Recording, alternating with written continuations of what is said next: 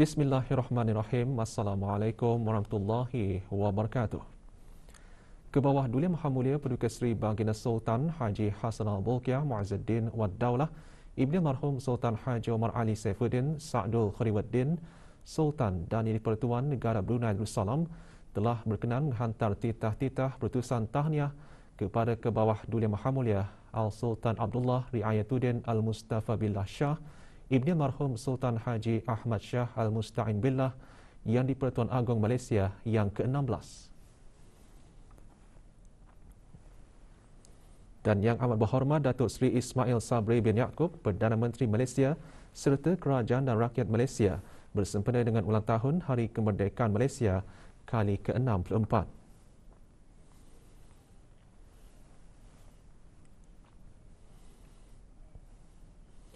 Pada menjunjung titah berkenan Kebawah Duli Maha Mulia Paduka Seri Baginda Sultan Haji Hassanal Bolkiah Mu'izzuddin Wad Daulah, Ibni Marhum Sultan Haji Omar Ali Saifuddin Sa'dul Khairuddin, Sultan dan Yang di-Pertuan Negara Brunei Darussalam, dan merujuk kepada siaran media Jabatan Perdana Menteri mengenai makluman kelanjutan penangguhan sementara kebenaran aktiviti rentas sempadan dan kebenaran kemasukan dan keluar negeri bagi 5 buah negara di sebenua India bertarikh 14 Ogos 2021. Jabatan Perdana Menteri maklumkan penangguhan sementara kebenaran aktiviti rentas sempadan selama 15 hari lagi dari 1 hingga 15 September 2021 bagi kemasukan warga negara asing melalui pos-pos kawalan darat dan laut, termasuk perjalanan transit melintasi negara Brunei Darussalam, kecuali bagi kemasukan atau perjalanan transit yang diberikan kebenaran oleh Kerajaan Negara Brunei Darussalam.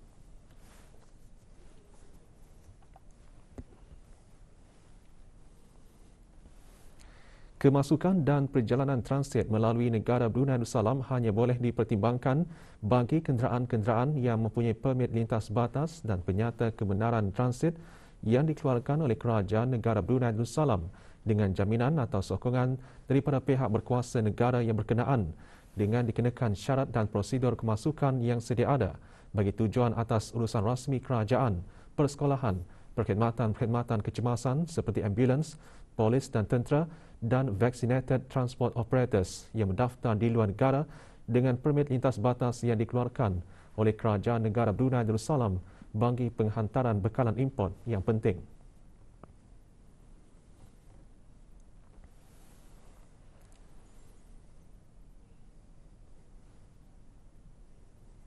Pengambilan dan penghantaran barangan milik individu di lokasi-lokasi khusus di perkarangan sempadan yang dibuat oleh runners berdaftar di negara Brunei Darussalam dan keluar dan masuk negeri secara ulang-alik melalui pos-pos kawalan darat dan laut bagi tujuan pekerjaan.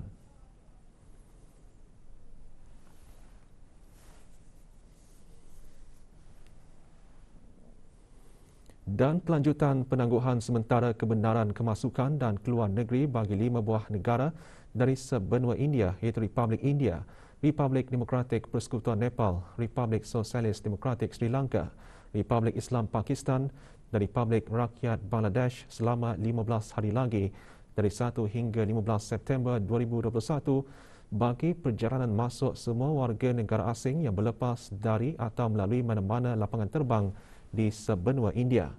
Walau bagaimanapun, pemegang pasport diplomatik dan anggota angkatan bersenjata yang ditugaskan di negara Brunei Darussalam adalah dibolehkan untuk memasuki negara ini mengikut prosedur operasi standard SOP yang disediakan oleh Kementerian Kesihatan.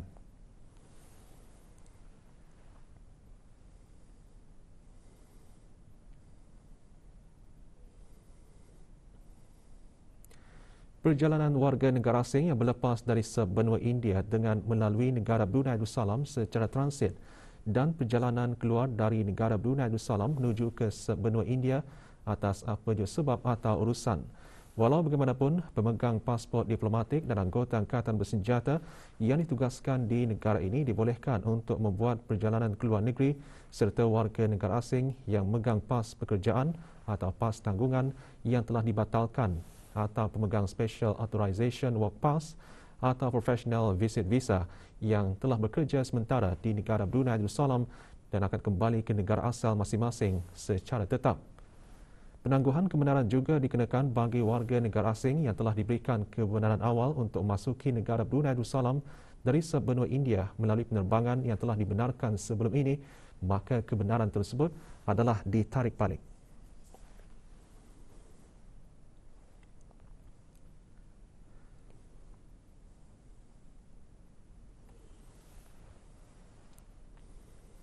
Maklumat lanjut layari laman sesawang Jabatan Perdana Menteri di www.pmo.gov.bn/travel-portal atau hubungi travel hotline di talian 120 semasa waktu bekerja atau email ke travelapplication@jpm.gov.bn.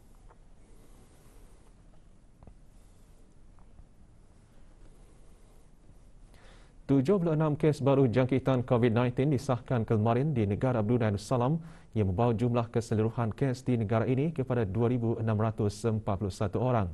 Yang Berhormat Datuk Seri Setia Dr. Haji Awang Muhammad Isham bin Haji Jaafar, Menteri Kesihatan, mengongsikan perkara tersebut semasa sidang media situasi terkini jangkitan COVID-19 di Dewan Al-Afiah Kementerian Kesihatan.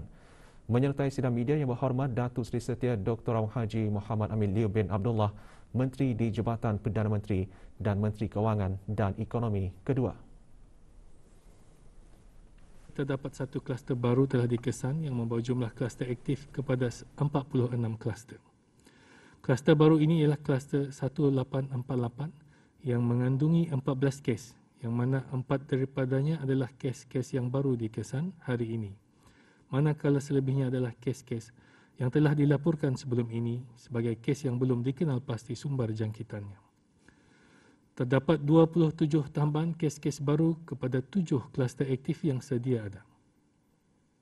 Kes-kes dalam kluster-kluster aktif ini adalah mereka yang sedang menjalani kuarantin setelah didapati mempunyai kontak dengan beberapa kes positif sebelumnya. Sementara itu, 45 kes adalah masih dalam siasatan bagi mengenal pasti sumber jangkitan. Pengasanan kontak bagi semua kes-kes baru ini masih giat dijalankan.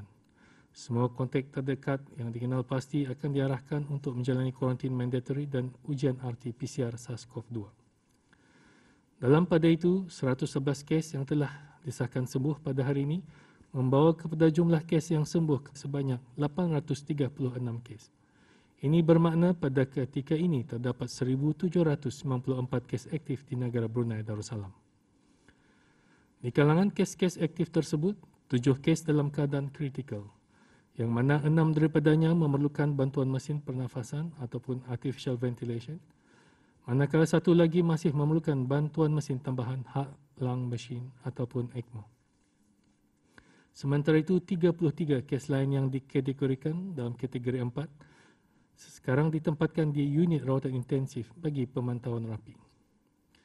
Dalam tempoh 24 jam yang lalu, sebanyak 1,811 sampel telah diuji bagi virus SARS-CoV-2 yang membawa jumlah keseluruhan ujian makmal dijalankan sejak Januari 2020 kepada 228,841 ujian.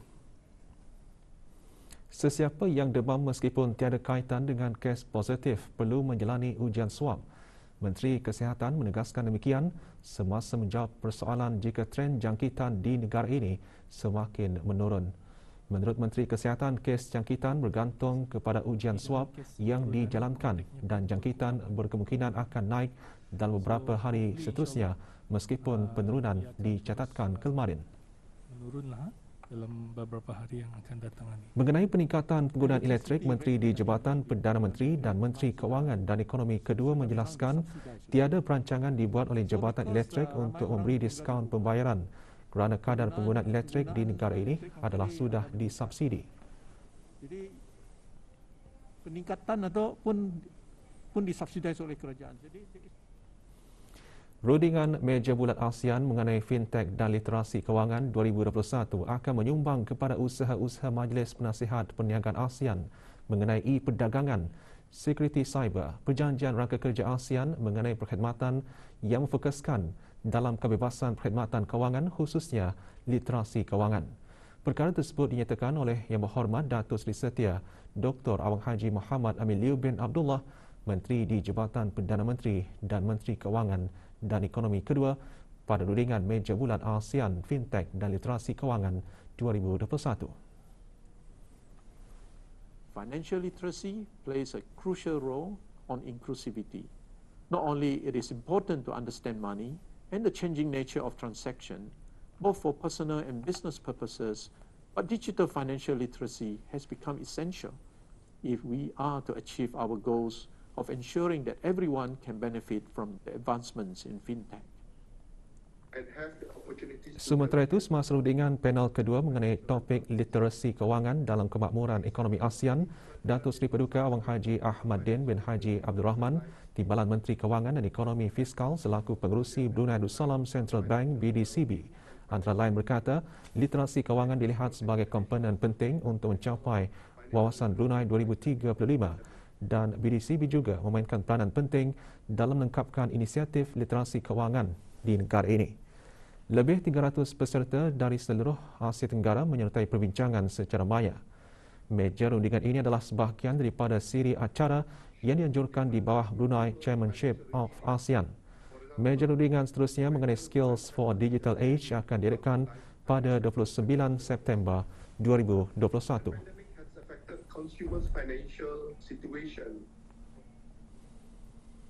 Mesyuarat tahunan rangkaian Bandaraya Pintar ASEAN ASCN keempat diadakan kemarin secara dalam talian dan dihadiri oleh wakil-wakil negara ahli ASEAN, Ketua Pegawai Bandaraya Pintar dari anggota ASCN Shepherd dan juga Sekretariat ASEAN.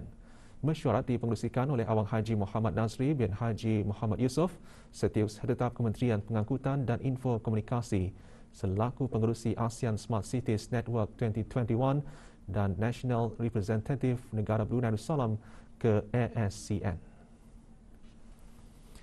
Mesyuarat antara lain bertujuan membincangkan kertas kerja penubuhan portal dalam talian ASCN dan toolkit pelaburan Bandaraya Pintar dan Mampan ASEAN untuk dimuktamadkan September ini. Mesyuarat turut mengongsikan perkembangan terkini, cabaran dan perancangan seterusnya bagi projek-projek di bawah Pelan Tindakan Bandar Pintar ASCN. Negara Brunei Darussalam mempunyai dua projek, iaitu projek revitalisasi kampung air dan projek pengurusan air sungai bersih. Taklimat mengenai kedua-dua projek tersebut disampaikan oleh Awang Aminuddin bin Buntar, pemangku pengerusi Jabatan Bandaran Bandar Seri Begawan selaku Ketua Pegawai Bandar Pintar Bandar Seri Begawan. Selain itu, dialog partner dan eksternal partner bagi ASEAN juga berpeluang memberikan taklimat mengenai perkembangan terkini projek kerjasama Bandar Pintar. Mesyuarat turut bersetuju bagi Singapura untuk memperbaharui tugasnya sebagai ASEAN Shepherd untuk 2 tahun akan datang. ASEAN ditubuhkan pada April 2018 semasa sidang kemuncak ASEAN ke-32 Singapura dan mempunyai 26 buah bandar anggota daripada 10 negara ASEAN dan Bandar Seri Begawan adalah salah satu daripadanya. Mesyuarat tahunan ASEAN merupakan perjumpaan tahunan bagi membincangkan perkembangan setiap bandar anggota dan cadangan pelancaran projek baru serta meneroka peluang kerjasama dengan rakan-rakan dialog ASEAN.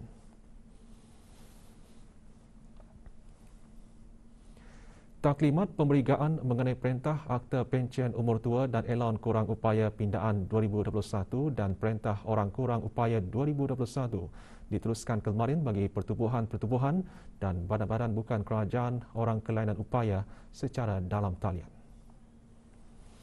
Taklimat dipengerusikan oleh Daeng Hajah Nur Ashikin bin Haji Johari, Setiausaha Tetap Kemasyarakatan dan Kebudayaan, Kementerian Kebudayaan, Belia dan Sukan.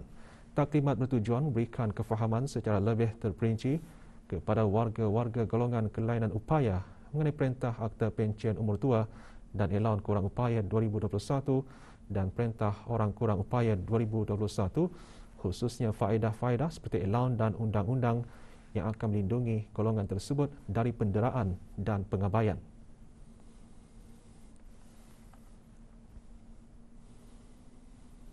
Cuaca negara Brunei Darussalam dijangka aktif hingga hujung minggu ini, terutamanya pada 31 Ogos, 1 dan 3 September 2021, yang disebabkan oleh kombinasi angin tempatan dengan pertembungan luruan angin berdekatan dengan kawasan negara ini.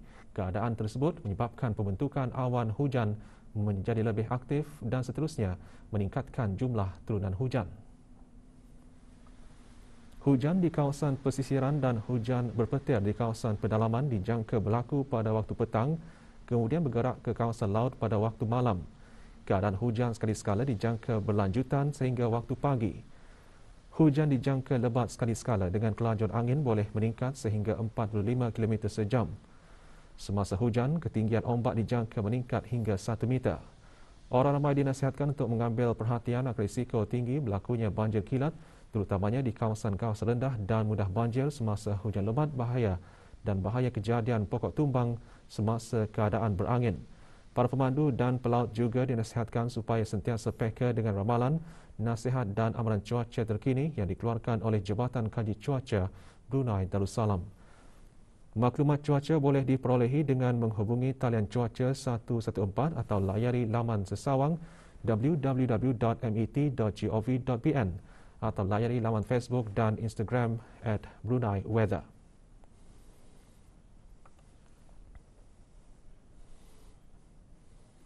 Jabatan Kejaraya Kementerian Pembangunan memaklumkan orang ramai mengenai warna air kekuningan pada masa ini di sebahagian kawasan daerah Brunei dan Muara.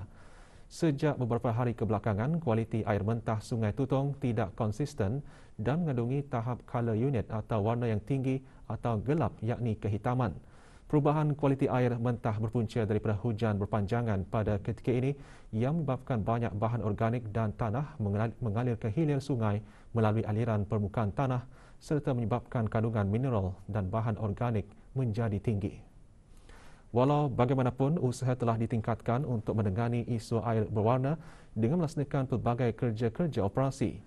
Sehubungan itu, orang ramai terutamanya yang mempunyai tangki rumah dan penapis air persendirian dinasihatkan untuk memastikan peralatan tersebut sentiasa dalam keadaan bersih. Orang ramai juga dinasihatkan untuk memasak air sebelum digunakan sebagai langkah berjaga-jaga tambahan. Bagi pembekalan air bersih melalui tanker atau aduan, hubungi talian Darussalam 123.